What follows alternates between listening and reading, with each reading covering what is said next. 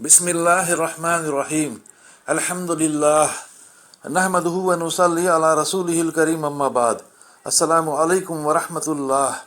میرے محترم بزرگوں، دوستوں، عزیز ساتھیوں و معزز خواتین، آئیے لایانی سے متعلق احادیث کا مطالعہ کریں انشاءاللہ۔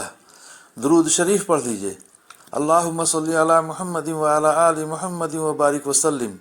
حدیث نمبر 30۔ حضرت ابو ہریرہ رضی اللہ عنہ روایت کرتے ہیں کہ رسول اللہ صلی اللہ علیہ وسلم نے ارشاد فرمایا، جو اللہ تعالیٰ پر اور آخرت کے دن پر ایمان رکھتا ہو اس کو چاہیے کہ خیر کی بات کہے یا خاموش رہے۔ بخاری کی حدیث۔ حدیث نمبر 31۔ رسول اللہ صلی اللہ علیہ وسلم کی زوجہ محترمہ حضرت ام حبیبہ رضی اللہ عنہا فرماتی ہیں کہ رسول اللہ صلی اللہ علیہ وسلم نے ارشاد فرمایا، نیکی کا حکم کرنے یا برائی سے روکنے یا اللہ تعالیٰ کا ذکر کرنے کے علاوہ انسان کی تمام باتیں اس پر وبال ہیں، یعنی پکڑ کا ذریعہ ہیں۔ ترمذی کی حدیث۔ حدیث نمبر 32۔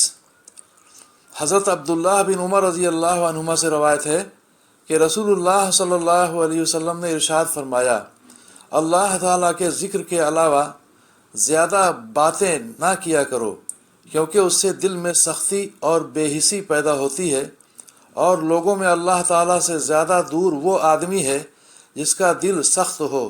ترمذی کی حدیث۔ حدیث نمبر 33۔ حضرت مغیرہ بن شعبہ رضی اللہ عنہ فرماتے ہیں کہ میں نے رسول اللہ صلی اللہ علیہ وسلم کو یہ ارشاد فرماتے ہوئے سنا، اللہ تعالیٰ نے تمہارے لیے 3 چیزوں کو ناپسند فرمایا ہے: ایک، بے فائدہ ادھر ادھر کی باتیں کرنا، دوسرے، مال کو ضائع کرنا، تیسرے، زیادہ سوالات کرنا۔ بخاری کی حدیث۔ حدیث نمبر 34۔ حضرت عمار رضی اللہ عنہ روایت کرتے ہیں کہ رسول اللہ صلی اللہ علیہ وسلم نے ارشاد فرمایا، دنیا میں جس شخص کے 2 رخ ہوں، یعنی منافق کی طرح مختلف لوگوں سے مختلف قسم کی باتیں کرے، تو قیامت کے دن اس کے منہ میں آگ کی 2 زبانیں ہوں گی۔ ابو داؤد کی حدیث۔ حدیث نمبر 35۔ حضرت معاذ رضی اللہ عنہ نے عرض کیا، یا رسول اللہ صلی اللہ علیہ وسلم، مجھے ایسا عمل بتا دیجئے جو مجھے جنت میں داخل کر دے۔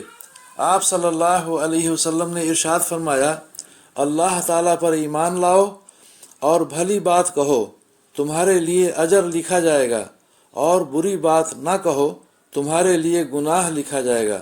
طبرانی مجموع الزوائد کی حدیث۔ حدیث نمبر 36۔ حضرت معاویہ بن حیدہ رضی اللہ عنہ فرماتے ہیں کہ میں نے رسول اللہ صلی اللہ علیہ وسلم کو یہ ارشاد فرماتے ہوئے سنا، اس شخص کے لیے بربادی ہے جو لوگوں کو ہنسانے کے لیے جھوٹ بولے، اس کے لیے تباہی ہے، اس کے لیے تباہی ہے۔ ترمذی کی حدیث۔ حدیث نمبر 37۔ حضرت عبداللہ بن عمر رضی اللہ عنہما سے روایت ہے کہ رسول اللہ صلی اللہ علیہ وسلم نے ارشاد فرمایا، جب بندہ جھوٹ بولتا ہے تو فرشتہ اس کے جھوٹ کی بدبو کی وجہ سے 1 میل دور چلا جاتا ہے۔ ترمذی کی حدیث۔ حدیث نمبر 38۔ حضرت سفیان بن اسید حضرمی رضی اللہ عنہ فرماتے ہیں کہ میں نے رسول اللہ صلی اللہ علیہ وسلم کو یہ ارشاد فرماتے ہوئے سنا، یہ بہت بڑی خیانت ہے کہ تم اپنے بھائی سے کوئی جھوٹی بات بیان کرو، حالانکہ وہ تمہاری اس بات کو سچا سمجھتا ہو۔ ابو داؤد کی حدیث۔ فائدہ: مطلب یہ ہے کہ جھوٹ اگرچہ بہت سنگین گناہ ہے، لیکن بعض صورتوں میں اس کی سنگینی اور بھی زیادہ بڑھ جاتی ہے۔ ان میں سے ایک صورت یہ بھی ہے کہ ایک شخص تم پر پورا اعتماد کرے اور تم اس کے اعتماد سے ناجائز فائدہ اٹھا کر اس سے جھوٹ بولو اور اس کو دھوکہ دو۔ وآخر دعوانا ان الحمد للہ رب العالمین۔ اللہ تعالی ہم سبھی کو سمجھ بوجھ کے صحیح عمل کرنے کی توفیق عطا فرمائے۔